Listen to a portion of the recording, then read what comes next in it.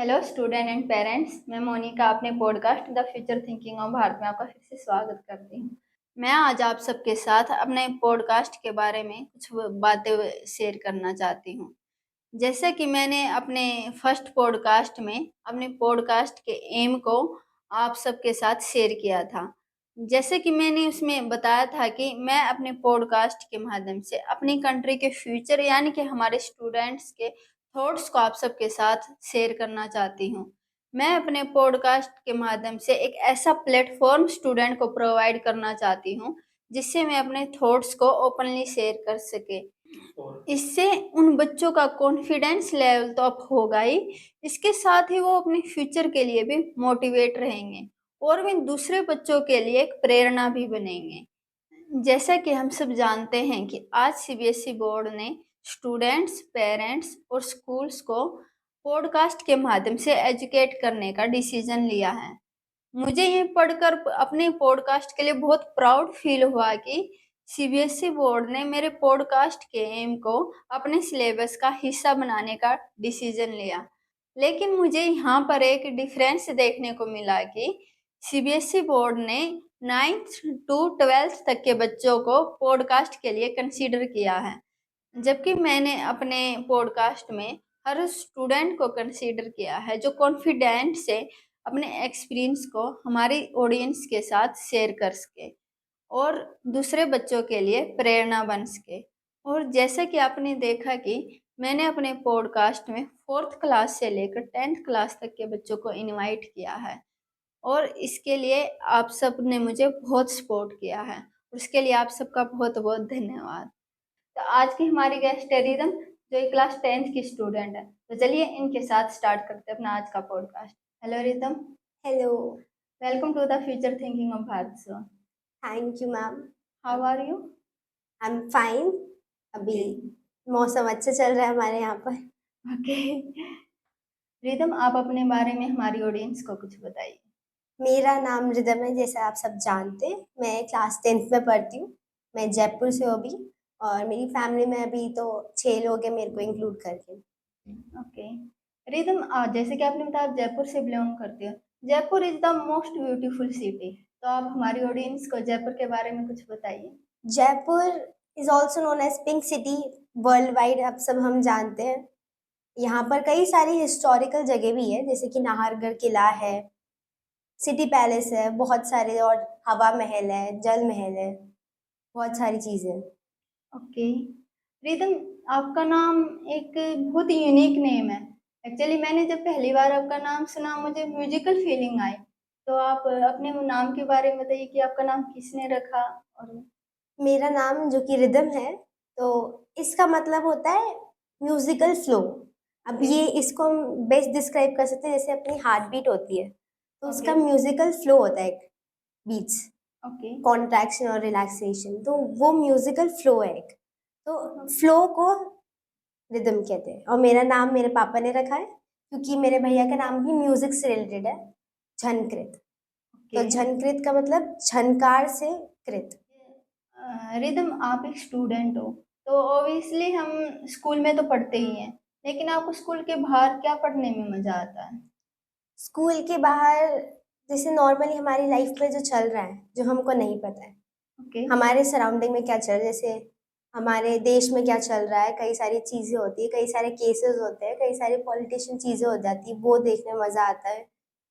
Plus मेरे को science में बहुत इंटरेस्ट है, तो साइंटिफिक रिसर्चेज जो रोज़ होती रहती है, हर ओके दिन कुछ ना कुछ नया होता है, डिस्कवर कुछ ना कुछ नया होता रहता है, एक्सपेरिमेंट्स होते हैं, तो उन सब के बारे में जानने में दिलचस्पी है मेरे को। Okay, very good rhythm. Rhythm, तो आपका एम क्या है? साइंस से रिलेटेड आपका एम है? हाँ, मेरा एम साइंस से रिलेटेड है, क्योंकि हम जैसे जानते हैं कि इंडियन सोसाइटी में सब लोग ये कहते हैं कि आपने साइंस ली तो अच्छा आप इंजीनियर बनोगे, या फिर ओके आपको मैथ्स में इंटरेस्ट है तो आपको बोलेंगे आपको सीए में इंटरेस्ट है, या बायो में तो आपको बोलेंगे आपको डॉक्टर बनना है। तो वो कन्वेंशनल जो लाइन बनी हुई है, उसके बियॉन्ड भी बहुत सारे प्रोफेशंस होते हैं। उनके बारे में डिटेल चाहिए, लोगों को कुछ पता नहीं है, तो उसके लिए मेरे को थोड़ा बहुत करना है कि पहले मैं सक्सेसफुल हो जाऊँ, फिर मैं आके लोगों को इंट्रोड्यूस करूँ कि हाँ ये भी होता है। ओके, तो रिदम आपके इस एम के पीछे इंस्पिरेशन क्या है? आपको कैसे मन में आया और आपका कैसे इंटरेस्ट हुआ साइंस में? लॉकडाउन के टाइम पे ना कई सारे वीडियोस और वो सब वायरल होते थे, जैसे कि कई एनिमल्स की वीडियोस और कई सारे। तो मेरे को फैसिनेट होता था कि उनका ध्यान कौन रख रहा है, उनके बारे में रिसर्च कौन कर रहा है, उनको जानता कौन है। साइंटिस्ट भी होते हैं, वो भी तो साइंस पढ़ते हैं, लेकिन ओके, जरूरी नहीं है कि वो इंजीनियरिंग करके वहां जाए। ओके, बहुत सारी फील्ड्स है, तो इसलिए मेरे को दिलचस्पी बढ़ी। मैं देखी क्या है, बहुत सारी चीजें हैं, यूनिवर्स में बहुत चीजें हैं। Okay, very good rhythm. हमारे फ्रेंड्स हमें अपनी फैमिली से ज़्यादा अच्छे से जानते हैं, बिकॉज हमारा टाइम स्टूडेंट लाइफ का एक स्कूल में उनके साथ ज़्यादा स्पेंड होता है। तो आपके फ्रेंड्स आपको कैसे डिस्क्राइब करते हैं कि रिदम कैसी है, फनी है या सीरियस है, मतलब कैसी है रिदम? मेरे फ्रेंड्स बेसिकली ये कहते हैं कि रिदम बहुत सारी चीज़ों का एक मिक्सचर है। तो कभी ये बहुत खुश होती है, कभी इसका मूड खराब होता है तो हमें आके डांट देती है। ओके, और स्कूल में जब एग्जाम्स होते हैं तब बहुत सीरियसनेस छा जाती है सब में ही वैसे तो। बट मैं ऑलमोस्ट रिफ्यूज कर देती हूँ बात करने से एग्जाम टाइम पे। बट एग्जाम दे करके फिर मस्ती शुरू। तो या आप एग्जाम पे इतना प्रेशर ले लेते हैं? एग्जाम, क्योंकि एग्जाम क्या होता है उसमें अब लग जाता है कि हाँ कुछ तो सीरियस कर रहे हैं अभी हम। तो अभी सीरियसनेस आ जानी चाहिए जब तक इंटरेस्टिंग, जब लाइफ तो वैसे इंटरेस्टिंग होती है सबकी। ओके, रिदम जैसे आप क्या लाइक करते हैं, क्या डिसलाइक करते हैं, मतलब आपको क्या करने में सबसे ज़्यादा इंटरेस्ट है, और एक कुछ ऐसी चीज़ें होती है जो हमें बिल्कुल भी पसंद नहीं होती। तो मेरा क्वेश्चन आपसे है, आपके लाइक और डिसलाइक क्या है?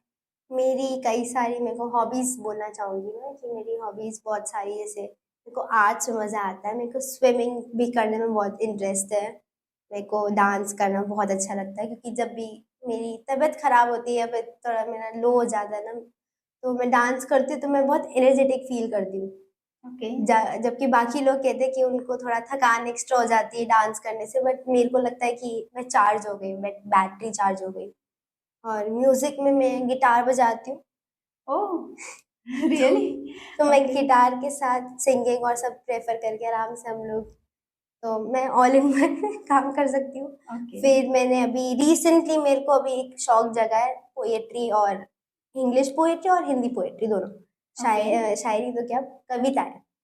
ओके, तो कविताएं और पोम्स और इन सब में बहुत मेरे को इंटरेस्ट है। बाकी पढ़ाई तो करनी पड़ती है।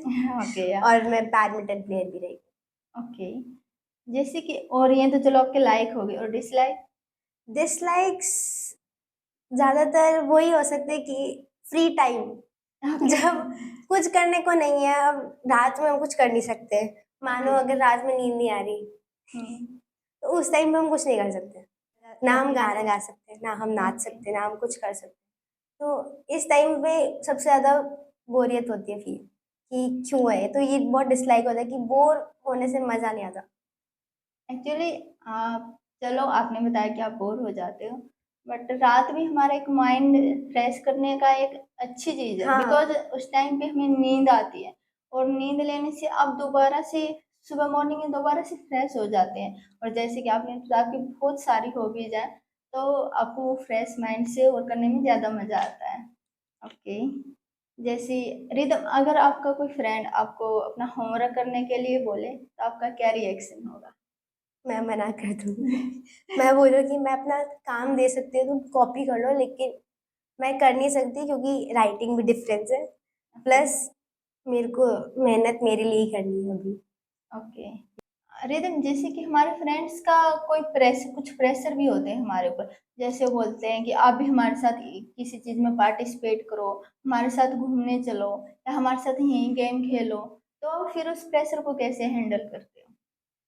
देखिए, जहाँ तक सीरियस जब हो जाती है बात कि मेरा काम कर दो या कहीं घूमने चलो जहाँ पे हमें पेरेंटल सुपरवाइजेशन की ज़रूरत होती है, तब मैं थोड़ा मना करती हूँ, बोलती हूँ कि देखो पहले मेरे को परमिशन चाहिए फिर बात करेंगे। और एक्टिविटीज़ की बात हो, जैसे स्कूल में एक्टिविटीज़ होती है कई सारी, तो मेरे को खुद को इंटरेस्ट है एक्टिविटीज़ में पार्ट लेने में, तो मैं मना नहीं करूँगी। चाहे अगर किसी के प्रेशर पे हो तो मैं बोलूँगी चलो फिर कर लेते हैं। नई चीज़ है, नई चीज़ है, नई चीज़ें होती हैं तो उनको इंट्रोड्यूस नहीं किया हुआ है जो उनको हमसे, उनके बारे में जानने में, उनके आने सीखने में, एक्सपीरियंस करने में मज़ा आता है। ओके, रिदम, आपकी लाइफ में क्या कोई ऐसा इंसिडेंट है जिसके आपको चैलेंजेस फेस करने पड़े हो, और आपने उन चैलेंजेस को कैसे हैंडल किया फिर? चैलेंजेस लाइफ में बहुत सारे होते हैं। जैसे अभी रिसेंटली हमारे स्कूल में ना एक इंट्रा MUN हुआ था। MUN होता है मॉडल यूनाइटेड नेशंस, जिसके अंदर हम लोग यूनाइटेड नेशन का एक सिमुलेशन खेलते हैं, गेम होता है एक तरह से, ओके। जिसमें हम सबको एक पोर्टफोलियो मिला है, एक एक कंट्री। आपको उस कंट्री को, उस एजेंडा जो आपको गिवन है, कमिटी का एजेंडा होता है, उसके ऊपर आपको अपनी कमिटी के जो चीज़ें हैं उसके अंदर हैपनिंग्स जो है वो बोलना होता है। लेकिन नया था एक्सपीरियंस ये, ओके। तो इंट्रा भी था, स्कूल के अंदर अंदर का ही था, तो मज़ा आया। वहाँ पे चैलेंजेस थे क्योंकि मेरे को लोगों के सामने बोलने में थोड़ी हिचकिचाहट होती है, पर वहाँ पर एक्सपीरियंस अच्छा गया। मेरे को कई टीचर्स ने बोला कि अच्छा बोला है, तो बस हो गया। और ओके। आपने किस कंट्री का प्रतिनिधित्व किया? मैंने आर्मीनिया का, और ओके। एजेंडा था fighting cyber crime and cyber terrorism. Okay. तो आपको उससे क्या कुछ सीखने को मिला नया? मेरे को बहुत सारी नई चीज़ें पता चली। जैसे एक स्पाईवेयर होता है पेगासस नाम का, जो कि ऑलमोस्ट कई सारी बड़ी बड़ी कंट्रीज ने खरीद रखा है। वो इजराइल का एक NGO था जिसके थ्रू वो पूरे वर्ल्ड में फैला था। Okay, right. तो कई सारी कंट्रीज में, आप चाहे गूगल कर लीजिए क्योंकि मैं कंट्री का नाम नहीं कह सकती। ओके। रिदम, हमारे स्कूल में कोई ना कोई प्रॉब्लम होती है। एक स्टूडेंट के नज़रिए से क्या कोई ऐसी प्रॉब्लम है जिसको आप सॉल्व करना चाहते हैं? एक स्टूडेंट के नज़रिए से अगर प्रॉब्लम का आपको बताना है, तो स्कूल में जैसे कई सारे हम बच्चे होते हैं, हर क्लास में 50 बच्चे होते हैं, हम्म। पर कई बच्चे जो होते हैं जो पीछे बैठ करके शोर मचाते हैं, या। और स्कूल के एनवायरनमेंट में होते हुए भी वो डिसिप्लिन का पालन ना करके कई सारी कैजुअलिटीज और कितनी सारी चीज़ें हो जाती है, या। लड़ाइयाँ हो जाती है, और भाषा कई बार लोग गलत यूज़ कर दे, तो मैं वो ओके। हटाना चाहूँगी। इस प्रॉब्लम को आप कैसे सॉल्व कर सकते हैं? हम डिसिप्लिन थोड़ा स्ट्रिक्ट कर सकते हैं कि पूरे टाइम निगरानी रख रहे हैं आपको कोई, तो वैसी चीज़ें होगी तो थोड़ा बहुत तो चेंज होएगा शायद। Okay, right rhythm. एक्चुअली ये प्रॉब्लम ना मैंने भी फेस किया है, मोस्टली स्कूल्स में होती है। तो आपने अच्छा बोला कि हम इसको ओनली डिसिप्लिन से ही कंट्रोल कर सकते हैं। तो और इसमें हमारे टीचर्स हमारी हेल्प कर सकते हैं, तो आप अपने टीचर्स से भी इसके लिए हेल्प मांग सकते हैं। ओके। आप जैसे कि आपने बोला कि एग्जाम्स के टाइम आप थोड़ा प्रेशर और स्ट्रेस बढ़ जाता है, तो आप उसको कैसे हैंडल करते एग्ज़ाम के टाइम स्ट्रेस बढ़ना अच्छी चीज़ होती है, क्योंकि आप किसी चीज़ के लिए प्रिपरेशन कर रहे हो, और फिर हैं? जब आपको उसके लिए लड़ने जाना है, या, तो राइट। आपको वो अंदर होना चाहिए कि अगर फेल हो गया तो वो डर जब होता है ना, तब आप अच्छा परफॉर्मेंस देते हो उस डर के साथ में। डर के साथ में परफॉर्मेंस देना नॉर्मल है, तो हर समय होता है। आप किसी कंपटीशन में भी जाओ तो वहाँ भी होता है। इसको फेस करने के लिए हम कई सारी चीज़ें कर सकते हैं। अपना माइंड फ्रेश करने के लिए ज़रूरी नहीं है पूरे टाइम आप पढ़ाई करो। ओके। तो जैसे मेरी कई सारी हॉबीज़ है, बहुत लोगों की बहुत सारी हॉबीज़ होती है, इंटरेस्ट्स होते हैं। फ़ोन चला लेते हैं कई लोग, गिटार बजा लो, मैं तो बहुत सारी चीज़ें आप कर सकते हो अपना माइंड डाइवर्ट करके, थोड़ा माइंड फ्रेश करके फिर वापस से स्टार्टिंग से पढ़ाई करो, अच्छे से रिविज़न करते रहो, तो ज़्यादा स्ट्रेस नहीं होता। लेकिन एग्ज़ाम टाइम पे डर रहता है कि पेपर में क्या आएगा, वो नहीं पता। ओके। या। आप अपनी लाइफ में रिदम अपने आइडल किसे मानते हो? मेरी लाइफ में मेरा आइडल मेरी मम्मी, ओके। क्योंकि मेरी मम्मी ने बहुत सारे स्ट्रगल्स देखे हैं एकदम नज़दीक से। तो मम्मी ही नहीं, पापा भी, मतलब हर कोई देखता है, लेकिन मैं अपनी मम्मी को ज़्यादा अच्छे से जानती, तो मैं उनको अपना आइडल मानती हमारी लाइफ में रिदम एक लीडरशिप की बहुत बड़ी भूमिका होती है, खासकर जैसे कि आप 10th क्लास में हो, तो आप लीडरशिप की भूमिका कैसे निभा सकते हूँ। लीडरशिप की भूमिका आज तक तो मैंने बहुत ही रेयरली निभाई है। जैसे अभी बस जस्ट अभी इम्यून करके आई हूँ मैं 4 दिन पहले, हो? तो मेरे को थोड़ा बहुत एक्सपीरियंस हुआ। हम लोगों को लास्ट में एक DR बनाना होता है, ड्राफ्ट रेजोल्यूशन। या। तो उसमें हम ना पूरी कमेटी का वो कंक्लूजन जो निकाला है हमने, वो बताना होता है। तो मैंने उस डीआर को ऑलमोस्ट अच्छे से गाइड किया था और उसके मेन पॉइंट्स हम लोगों ने लिखे थे, लेकिन डीआर का फॉर्मेट गलत था तो वो रिजेक्ट हो गया था। ओके। बाकी लीडरशिप एक वो वैल्यू है कि आप में अगर है तो आपको बहुत चीज़ों से आपको बचा के रख सकती है। ओके। एज ए लीडर आप बहुत सारे स्ट्रगल्स में एक साथ रह करके यूनिटी के साथ में अगर आप कहीं भी फाइट करो तो बहुत अच्छे से या रिजल्ट आता या है। राइट। तो 11th में भी अगर मैं जाऊंगी तो अगर मैं साइंस ले रही हूँ और या कई सारे इश्यूज स्कूल्स में भी इश्यूज होते हैं, तो कई बार अगर आपको अपना पॉइंट रखना है, अगर आप अकेले हो तो आपकी बात कोई नहीं सुनेगा, लेकिन अगर आपके साथ लोग हैं तो आपको बहुत लोग सुनेंगे। ओके। या रिदम, जैसे कि रिदम आपको पता है कि स्कूल में ऑब्वियसली हम स्टडी करने ही जाते हैं, लेकिन आप क्या बता सकते हैं कि एक स्टूडेंट स्टडी के अलावा और क्या सीख सकता है स्कूल से? स्कूल में स्टडी के अलावा बहुत चीज़ें सीख सकते हैं हम। कई सारे स्पोर्ट्स में आप हिस्सा ले सकते हो, कई सारी कल्चरल एक्टिविटीज़ होती है। सबसे बड़ी चीज़ जो मेरे को लगती है, आप कॉन्वर्सेशनल स्किल्स सीखते हो। या वहाँ पर जाके अपने दोस्तों से बात करोगे, अपने टीचर्स से क्वेश्चन क्वेश्चन पूछोगे, उनके आंसर्स भी दोगे। बहुत सारी चीज़ें होती हैं जिनके थ्रू आपको अपने अपने बारे में पता चलता है, आपको अपनी बातों के बारे में पता चलता है कि आप कैसे बोलते हो और आपको कैसे बोलना चाहिए, आपको कैसे इम्प्रूव करना चाहिए। ओके रिदम, जैसे कि रिदम आपने कॉन्वर्सेशन के बारे में बताया, कुछ स्टूडेंट होते हैं कि वो अपने टीचर से भी अच्छे से बात नहीं कर पाते, उनको प्रॉब्लम होती है। क्या आपको ऐसी प्रॉब्लम फेस करनी पड़ी?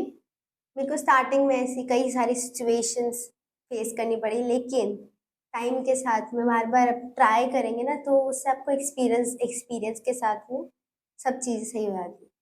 ओके। रिदम, हमारी लाइफ में हर टाइम ये नहीं होता कि हाँ हमें हर बार सक्सेस ही मिले, हमें कई बार अनसक्सेस का भी सामना करना पड़ता है। तो एक स्टूडेंट के तौर पर क्या आप बता सकते हैं उस अनसक्सेस से उससे हम कैसे उभरे? सक्सेस पहला पार्ट होता है आपकी एक फाइट का, हम्म, दूसरा पार्ट होता है सीखना। या या तो आप जीतोगे या आप सीखोगे, हारना कुछ नहीं होता। ओके। अभी MUN था, उसमें भी कई अवार्ड्स और वो मिले, लोगों को मिले, मेरे को नहीं मिला, कोई बात नहीं, पर मैंने कई सारी चीज़ें सीखी। या डीआर क्या होता है, एजेंडा क्या होता है, हर चीज़ सीखी।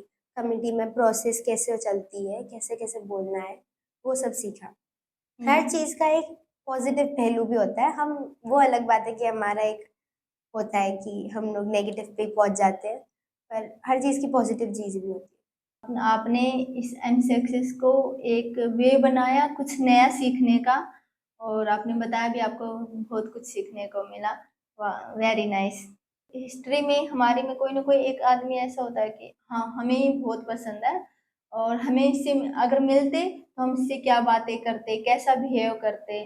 तो मैं आपसे पूछना चाहती हूँ कि अगर आपको हिस्ट्री में किसी व्यक्ति से मिलने का मौका मिले तो वह कौन होगा और आप उससे क्यों मिलना चाहते है। हिस्ट्री में अगर रीसेंट हिस्ट्री में देखें तो 1900s में होमी जहांगीर बाबा थे एक, हैं? या हमारे इंडिया में, जिन्होंने हमारे एटॉमिक स्ट्रक्चर और इन सब के बारे में, ये साइंटिस्ट है बेसिकली, या तो इन्होंने हमारे एटॉमिक स्ट्रक्चर और सबको बहुत अच्छे से फ्रेम किया था। तो हम्म, मेरे को उनसे मिलना है क्योंकि मैं उनसे बहुत प्रेरित हुई हूँ, ओके, इंस्पायर। बहुत ज़्यादा। ओके। क्योंकि उनकी कई सारी रिसर्चेस थी जिनके कारण अभी इंडिया जो जिस लेवल पर है एटॉमिक एटॉमिक सिटी में, उसमें नहीं होता अगर वो नहीं होते ओके। तो उन्होंने एक बहुत महत्वपूर्ण भूमिका निभाई है। बाकी पुराने टाइम में अगर हम देखा जाए तो मेरे को जैसे हमारे हिंदी स्कल्पचर्स में लिखा हुआ है, हिंदू स्कल्पचर्स में लिखा हुआ है कि मेरे को कई सारे भगवान जो होते हैं, मेरे को फैसिनेशन है कि वो अगर थे, मेरे को देखना है वो कैसे थे, वो ओके। कौन थे, कैसे रहते थे, क्या बर्ताव था, उस समय के महल देखने हैं, उस समय की प्रजा देखनी है। तो उस समय अगर मेरे को वैसे मिलने को मिले तो मैं किसी भी दौर में जाने का प्रयास करूंगी। रिदम, हम आपके साथ अभी रैपिड फायर स्टार्ट करते हैं, तो आपको इसका answer within 3 to 5 second देना। Okay okay. Start. Okay, favourite subject? Maths. Favourite movie? Predestination. Okay, favourite book? 5 survive. Okay, और favourite wear dress? Dress pyjama T shirt. Favourite animal? Beluga, beluga whale. और aeroplane या ship? Ship. या long hair या short hair? Long hair बढ़ा रही हूँ। But अभी आपके छोटे हैं। पर बढ़ा रही हूँ। रिदम, अगर आप अपना कुछ लाइफ का फनी एक्सपीरियंस शेयर करना चाहे तो शेयर कर सकते हैं। अभी कुछ दिनों पहले मेरी सोसाइटी में मैं नीचे जा रही थी लिफ्ट लेके, तो उस समय क्या है, थोड़ा मौसम अच्छा था, बादल थे, तो अंधेरा जल्दी हो गया था। तो बाहर जो कम्युनिटी, मतलब जो बाहर मेन जो कॉरिडोर होता है, उधर की लाइट Yes. ऑन नहीं हुई थी। तो मैं लिफ्ट से नीचे जा रही थी, ग्राउंड फ्लोर पे गई, लिफ्ट खुली, लाइट बंद थी, और मैं बाल और सुधार रही थी, प्लस मैंने हेडफोन्स पहन रखे थे, तो अजीब सी हो रही थी। तो बाहर से एक आंटी आ रही थी, तो उन्होंने देखा और वो अचानक से डर गई। ओके। तो Yeah. फिर बाद में मैं भी थोड़ा शॉक हो गई कि क्या हो गया ये। उसके बाद में फिर मैं बाहर चली गई, पर बाद में मेरे को हंसी आई कि ये क्या था। ओके। जैसे कि रितम, आपने बताया आपका फेवरेट एनिमल बेलुगा वेल है, तो आप इसके बारे में कुछ बता सकते हैं? बेलुगा वेल वेल नहीं होती, उसको हम नॉर्मली बोलते हैं वेल, पर वो एक पोर्पोइज होती है। या पोर्पोइज डॉल्फिन, डॉल्फिन और पोर्पोइज ऑलमोस्ट सेम होते हैं, या पर डॉल्फिन का स्नाउट जो होता है वो लंबा होता है, नोज वाला पार्ट। या पोर्पोइज का थोड़ा कम होता है। और पोर्पोइज की सबसे बड़ी स्पीशीज होती है बेलुगा वेल, या वो होती है वाइट कलर की, लेकिन अब वो एक्सटिंक्ट होने वाली है कुछ ही सालों में, तो इसके लिए कॉज खड़ा करने का मेरा मन है, बट देखते तब तक क्या है। बट बेलुगा वेल्स मेरी फेवरेट है क्योंकि बहुत क्यूट होती है। ओके रिदम, आपके साथ ये पॉडकास्ट में एक्चुअली मुझे बड़ा मजा आया, आपसे कई बातें मुझे भी सीखने को मिले, और थैंक यू सो मच, बहुत मजा आया आपके साथ ये podcast. Thank you ma'am. Finally rhythm, आप हमारे स्टूडेंट ऑडियंस को कोई मैसेज देना चाहेंगे? यस मैम, एक है मेरे पास कि अपने पैशन को अपने एम के साथ लेकर पूरी मेहनत लगा दो। रास्ता लेके जाएगा जहाँ लेके जाना है, लेकिन तुम्हें पूरी मेहनत करनी, रिग्रेट नहीं होना चाहिए। रिदम, जो भी हमारे यहाँ गेस्ट आते हैं, आप सब स्टूडेंट्स, तो हम उनको एक प्लांट गिफ्ट करते हैं। एक्चुअली ये हमारा पर्यावरण को बचाने का आपके थ्रू एक छोटा सा प्रयास। Thank you. रिदम, हम सभी स्टूडेंट्स का हमारे शो पे जो भी आते हैं, हम उनका ऑटोग्राफ भी लेते हैं, तो प्लीज आप भी अपना ऑटोग्राफ।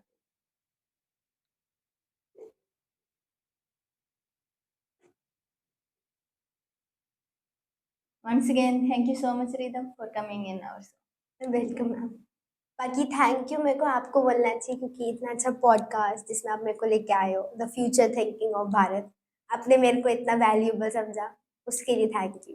ओके, मैं रिदम आपको भी और अपने स्टूडेंट ऑडियंस को भी रिक्वेस्ट करती हूँ कि हमारी लाइफ में एक टाइम का बहुत बड़ा रोल होता है, खासकर एक स्टूडेंट की लाइफ में, और जब टाइम बीत जाता है तो वो वापस लौट कर कभी नहीं आता। तो हमें अपने टाइम को अच्छे से यूटिलाइज करना चाहिए, जिससे हमें बहुत आगे बढ़ने का मौका मिले और हम अपनी लाइफ को एक अच्छे से जी। Thank you so much. Specially मैं अपनी ऑडियंस का भी धन्यवाद करना चाहती हूँ कि आपको मुझे इतना सपोर्ट मिल रहा है। अब तक मैंने जितने भी स्टूडेंट के साथ हमने पॉडकास्ट किए हैं, उन सब में मुझे आपका बहुत ज़्यादा सपोर्ट मिला है। ऑब्वियसली मुझे आपकी सपोर्ट की आगे भी ज़रूरत है, तो मुझे सपोर्ट करने के लिए आपका बहुत बहुत धन्यवाद।